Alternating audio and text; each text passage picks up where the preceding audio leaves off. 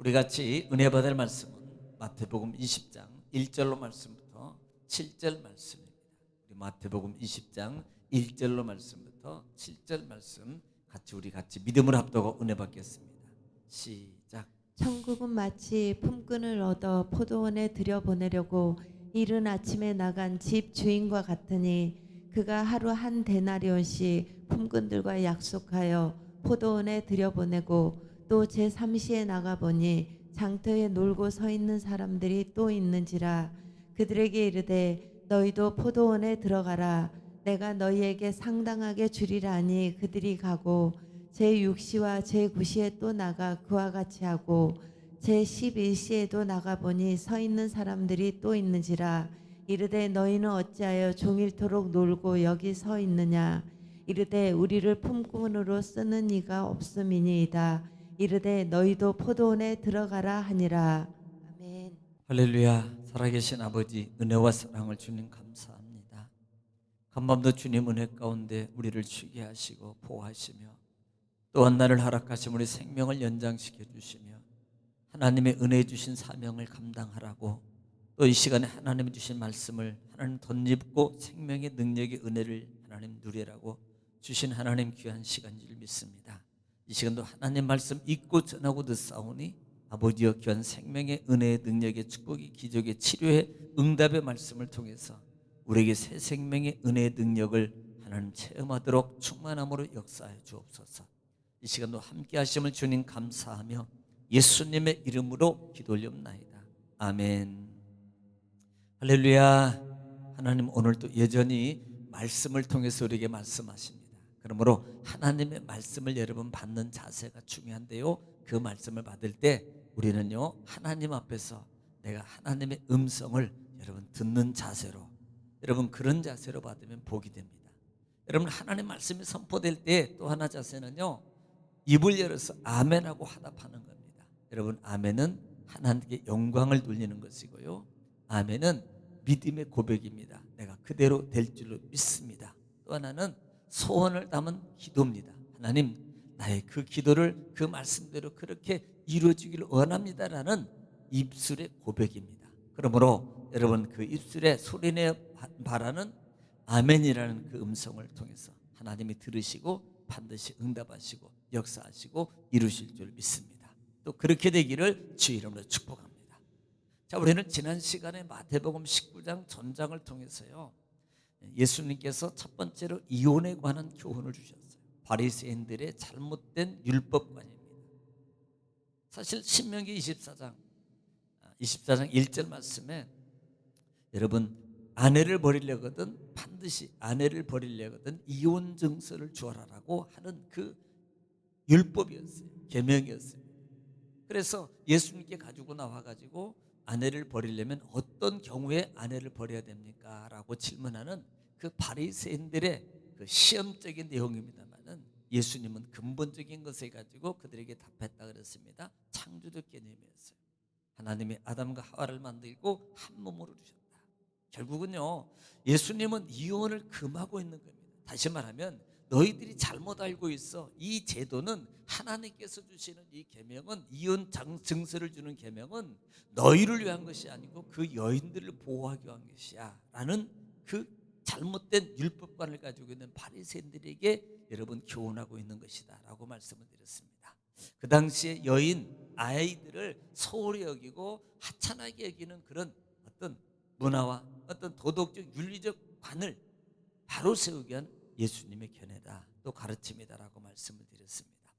자, 그 다음 이후에 안수에 관한 것을 얘기했고요. 그 다음에 마지막 부분에는 부자 청년이 예수님께 나와서 어떻게 하면 영생을 얻을 수 있겠습니까? 라는 정말 예수님께 어떤 교훈을 얻고자 하는 그런 의도로 물었을 때에 예수님께서 율법을 지키는 이 청년에게 네가 가지고 있는 모든 것을 팔아서 다 나눠주고 나를 쫓으라 라고 말할 때 이 부자 청년이 어떻게 했어요? 근심하며 돌아가니라 그랬습니다. 사실 이 부자 청년은 어릴 적부터 받아온 교훈이, 그래서 그가 주일도 지키고 그 다음에 부제도 했고 그 다음에 11조 생활도 했고 그 다음에 주일도 정말 열심히 잘 지켰어요. 그런데요, 문제가 있습니다. 이 청년이 지켰던 그 모든 것은 육적 열심, 교육적 열심이었어요. 그러니까 은혜적 열심, 은혜적 열심이 있어야 되는데 교육적 열심, 육적 열심이었다 이 말이에요. 그리고 난 다음에 예수님께서 그들에게 바른 교훈 중에 하나가 뭐냐면 사람의 인위적인 힘으로 천국 가는 것이 아니다. 즉 바리새인들의 잘못된 천국관이라 이 말입니다. 그때 바리새인들의 잘못된 천국관은 뭔가 행위를 통해서, 뭔가 선행을 통해서 우리가 계명을 지키면 이게 천국에 가는 것, 영생을 얻는 걸로 잘못 알고 있었다는 거예요. 그래서 예수님은 그런 부분들을 지적해 주고 있는 겁니다. 바로 고쳐주는 거예요. 야, 천국은 그렇게 선행을 함으로 계명을, 너희가 율법을 지킨다고 가는 게 아니야. 우리는 온전히 율법을 다 지킬 수가 없어. 외적 율법 지킴으로 들어가는 게 아니라 진실함으로 하나님의 말씀을 따라서 가는 게 이게 그런 거야. 이것을 가르쳐주고 있는 거예요. 그래서 사람으로는 할 수 없지만 하나님으로는 다 할 수 있느니라 라는 제자들의 물음에 답을 마지막으로 말하면서 예수님 마지막 교훈이 뭐였어요? 그러나 먼저 된 자가 나중될 것이고 나중된 자가 먼저 될 것이다 라는 그 정말 교훈을 우리에게 주셨어요. 제자들에게 주셨어요. 여러분, 이 말에는요 깊은 의미가 담겨져 있다 그랬습니다. 그 당시에 바리새인들의 잘못된 천국관을 바로잡아주는 거예요. 먼저 된 자가 나중되고 나중된 자가 먼저 된 자라. 교육적, 가치적 가지고 있는 자들보다 오히려 예수 그리스도를 통해서 은혜 가운데 하나님 은혜를 바로 알고 바로 예수님을 메시아를 알고 따르는 이들이 바로 먼저 될 것이라는 교훈이라 이렇게 말씀을 드렸습니다. 자, 20장 말씀에는요 바로 그 말씀을 이어서 가는 거예요. 사실은요 마지막 절 말씀에 먼저 된 자가 나중되고 나중된 자가 먼저 될 것이라는 말씀의 연속적인 말씀이라고 보는 것이 타당하다라고 볼 수 있습니다. 그래서 1절 말씀에 천국은 마치 품꾼을 얻어 포도원에 들여보내려고 이른 아침에 나간 집주인과 같으니, 우리는 1절을 정말 중요하게 바라겠습니다. 자, 목적이 뭐냐, 주어가 뭐냐 이 말입니다. 천국은 누구냐는 거예요. 천국은 주인이다. 그럼 목적이 뭐예요? 일꾼을 들여보내는 게 목적이에요. 천국은 주인과 같으니 목적이 뭐예요? 일꾼을 들여보내는 게 목적이다 이 말이에요. 여러분, 이 관점을 분명히 잘 보고 있어야 돼요. 그렇지 않으면요 주인의 목적을 둬야 되는데 일꾼의 싸게 목적을 둘 확률이 많다 이 말이에요. 우리는 이 말씀을 통해서요 1장부터 말씀 16절 말씀에 있는 내용이 거의 일꾼이 첫 번째, 저 두 번째 들어온 사람에게 달란트의 기준을 둘 확률이 많다 이 말입니다. 물론 그것도 있어요.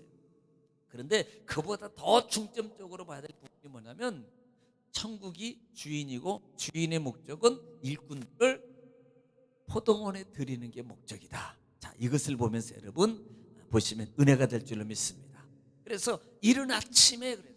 이것은 이른 아침은 오전 6시를 가리키는, 이른 아침 일찍에 그가 하루 2절에 그가 하루 한 데나리온씩 풀꾼들과 약속하여 포도원에 들여보내고, 그래서 먼저 아침에 일찍 가보니까 일꾼들이 있어요. 그 일꾼들을 불러다가 야 너희들 포도원에 들어가, 내가 너에게 한 달란트를 줄 거야. 그리고 뭐 했어요? 들여보내고 라고 말해요. 자, 들여보내려고 들여보내고, 1절에 들여보내려고, 그 다음에 들여보내고, 그 다음에 3절입니다. 또 제3시에 나가보니 그랬어요. 여러분, 제3시는 우리 시간으로 말하는 오전 9시, 그러니까 3시간 간격으로 계산하면 됩니다. 6시, 9시. 자, 6시에도 가보고 9시에도 가보고. 그러니까 제3시에 나가보니까 장터에 놀고 서 있는 사람들이 또 있어요. 여러분, 놀고 있다는 말이, 이 말이 그냥 놀고 있는 게 아니라 그때 당시에는 지금으로 하면 장터에 많은 사람들이 몰려 있었습니다. 그런데 그 사람 중에서 놀고 있는 사람이 있더라는 거예요. 장터라는 개념은 뭐예요? 물물 교환이고 뭔가 필요를 구매하고 사는, 필요용품을 구매해서 가족을 먹이고 그 다음에 가족을 생계 부양하는 그런 의미가 있습니다. 그러면 그들이 놀고 있다는 말은 뭐예요? 그런 일들을 할 수 없는 자들인 거예요. 생계 부양을 위해서 뭔가를 해야 되는데 그 일을 하지 못하고 있는 자들이 있더라 이 말입니다. 그래서 그 주인은 그들을 어디로 보내요? 포도원으로 들어보내는 거예요. 또 있는지라 4절에 그들에게 이르되 너희도 포도원에 들어가라. 내가 너에게 상당하게 주리라 하시니 그들이 가고. 자, 역시 그들도 역시 어디로요? 약속을 하고 어떤 정도 상당하게. 내가 많이 쳐줄게. 너희가 내 풍요하자 충분히 쳐줄게. 너희도 가서 일해. 라고 어디를? 그들을 들여보내니라라고 말씀하고 있습니다. 5절에 제6시와 9시에도 마찬가지예요. 9시에서 3시간을 더하면 몇 시입니까? 예, 몇 시? 정오 12시. 그 다음에 또 3시. 그 다음에 3시로 가는 거예요. 정오에도 가보니까 또 놀고 있어요. 또 9시, 3시에, 오후 3시에 가보니까 또 그와 같이 있는 자들이 있는데 그렇게 있더라는 거예요. 6절에 제11시에도 나가보니 서 있는 사람이 또 있는지라. 여러분, 제11시라는 개념은 오후 5시를 가는 거예요. 보통 그 당시에요, 하루 일을 하는 사람들이 일을 하는 일이 오전 6시부터 오후 6시까지 일을 합니다. 상당히 일을 하는 거죠. 네, 상당히. 근데 우리는 보통 8시부터 오후 5시까지. 사실 요즘에 현장에는요, 그렇게 일 안 해요. 그냥 이렇게 일용 근무자들 이렇게 불러다 쓰면요, 그분들은요, 참 특이합니다. 일 시작해요. 8시부터 해서 8시, 한 8시 반에 시작해요. 그러면요, 그때 와가지고요, 일 막 해요. 하다가요, 쉬는 시간, 담배 태우러 가는 시간, 그 다음에 왔다 갔다 하고, 그렇게 지나다가 5시에 끝나잖아요. 그러면 5시에 끝나고 옷을 갈아입고 해야 되는데 4시 반 되면 다 준비해요. 그리고 이따가 5시 딱 되면 가버려요. 돈 달라 그러고. 그런데 지금 5시간, 이제 1시간, 앞으로 1시간밖에 안 남았어요. 그런데 이 주인이 또 나가봅니다. 또 나가보니까 또 그런 자들이 서 있는 거예요. 그런 자들이 있는 거예요. 이르되 너희는 어찌하여 하루 종일도록 놀고 여기 서 있느냐. 제가 그랬잖아요. 논다는 게 아니고 뭔가를 기다려. 뭔가를 해야 되는데 이미 파장 시간이면요, 이들은 포기하고 다 돌아가야 됩니다. 아니, 1시간 누가 쓴다고. 다 돌아가야 돼요. 그런데 이들은요, 끝까지 여기 있는 거예요. 어떻게 보면 제가 이걸 보면서요, 참, 마음이 참 그런 마음이 들더라고요. 가족을 생계를 먹여 살려야 되고 한 가장으로서 책임을 져야 되고 그 다음에 뭔가를 해야 되는데 그걸 하지 못하고 이제 돌아가지 못하고 있는 이 아버지의 이 일꾼의 이 심정이 얼마나 했을까. 또 내가 오늘 해야지, 또 하루를 먹여 살리고 또 해야 되는데 그런 마음이 제가 느껴지는데요, 좀 마음이 좀 찡한 마음이 들더라고요. 그래서 그런 자들이 또 있는 거예요. 그러니까 그 주인이 들어가라. 자, 목적이 뭐예요? 계속 이 주인은 아침 6시간 가서 들어가라. 그 다음에 9시에 가서도 또 들어가라. 그 다음에 12시에 가서도 또 들어가라. 3시에 가서도 또 들어가라. 주인의 목적이면 들려보내는데 목적이 있어요. 또 5시에 가보니까 또 있는. 그래서 물어보는 겁니다. 7절 말씀에. 이 말씀이 중요하거든요. 이르되 우리를 품꾼으로 쓴 자가 없습니다. 이르되 너희도 포도원에 들어가라 하시니라. 이들이 뭐예요? 이 말씀의 중요한 포인트가 여기에 있는 거예요. 우리를 써주는 사람이 없습니다. 왜 안 써줄까요? 솔직히 말해요. 보통 우리가 이렇게 인력을 필요하는 이 많은 모이는 장소가 아침마다 있어요. 보따리 하나씩 다 들고 헌옷 입고 그다음에 이렇게 작업복이 있으면 오늘 저기 미장할 사람 미장팀, 그다음에 예를 들어서 조적팀, 그다음에 목수팀, 그다음에 설비팀 이렇게 막 불러가거든요. 근데 그 중에 아무나 안 데려가요. 기술자만 불러가요. 잘하는 사람. 어느 분이 그러더라고요. 목사님, 거기 가서는요, 잘한다 못한다 말하면 안 됩니다. 무조건 한다, 잘한다고 해야 돼요. 그래야지 가죠. 그렇지 않으면요, 삐죽삐죽하고 있으면요, 하루 종일도 내일도 못 가고 모레도 못 갑니다. 그러니까 무조건 나 다 잘합니다 라고 하면 무조건 가서 현장에 가서 할 일이고, 그건 그러고 다 가야 된대요. 그런데 여기는요, 정말 이게 쓸 사람이 없는. 그러니까 이건 사회적으로 소약하고 몸도 안 되고 연약하고 기술도 없고 재능도 없고 정말 어떻게 보면 쓸모없는 사람들이에요. 자, 보세요. 지금 주인이 계속 부르러 가는 사람이 누구를 부르러 가겠습니까? 바로 이런 자들을 보통 주인 정도면요 그 집안에 다 일하는 사람이 있어요. 거의 충분히 있습니다. 물론 또 보충하겠지만, 또 설령 보충을 한다 하더라도요 정말 일 잘하고 튼튼하고 요령 안 피우는 그런 사람들을 데리고 가지 누가 연약한 사람을 데려갑니까? 여러분, 여기서 우리가 뭘 봐야 됩니까? 하나님의 마음을 보라. 이미 우리는 전전쟁에서도 약한 자, 하나님은 예수님은 약한 자를 위해서 오셨어요. 그런 자를 부르셨습니다. 그런 자들을 영접하는 자, 그런 자들과 함께하는 자가 이들이 바로 천국의 상. 오늘 본장에서도 우리에게 교훈하는 부분이 바로 그거예요. 예수님은 바로 그 은혜를 우리에게 가르쳐주고 있는 거예요. 우리는 그 은혜를 입고, 우리가 잘난 거 없어요. 여러분, 잘난 척하지 마십시오. 우리가 뭐예요? 하나님은 우리 약한 자, 나 같은 사람, 오직 못났으면 나 같은 사람을 하나님의 백성으로, 자녀로 삼으셔 사명을 감당하도록 은혜 주겠네. 여러분이 똑똑해요? 많은 배경 가졌어요? 아니죠. 하나님의 은혜입니다. 우리는 이 은혜를 알아내 말이에요. 그래서 주인의 목적은 바로 나 같은 이렇게 연약한 자를 부르러 오셨다, 그리고 들여보내는 것이다라는 것을 여러분 기억하시고, 오늘도 하나님의 은혜 값을 이루기 위해서 최선을 다해서 살아가는 영적 하나님의 사람 되시기를 지금 축복합니다.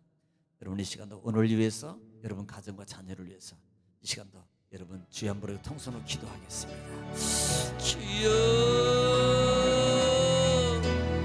걸어가시고 자녀 의식을 내려오신 아버지 하나님, 은혜와 사랑을 주님 감사합니다. 하나님께서 우리를 사랑하시고